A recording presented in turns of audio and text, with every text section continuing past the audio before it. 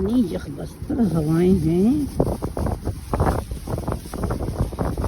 दस्तानों के अंदर हाथ सर्द हुए जा रहे हैं।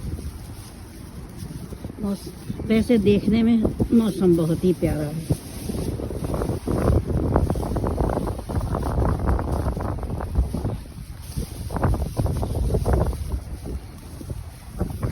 कुदरत की कितनी खूबसूरत तख्लीक है। कबूतर, परिंदे, हर परिंदा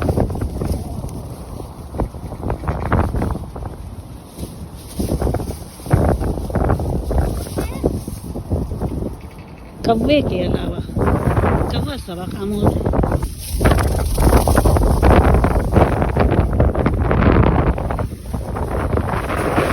अच्छे लगते हैं,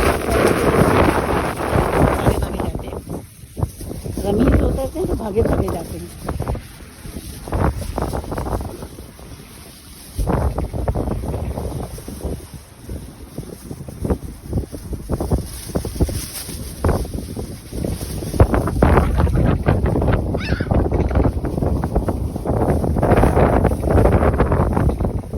इनकी आवाज़ें, इनकी चहकारें।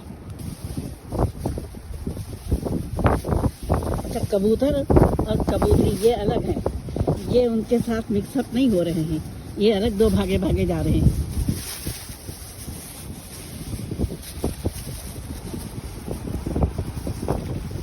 ये देखिए, ये अलग भागे जा रहे हैं।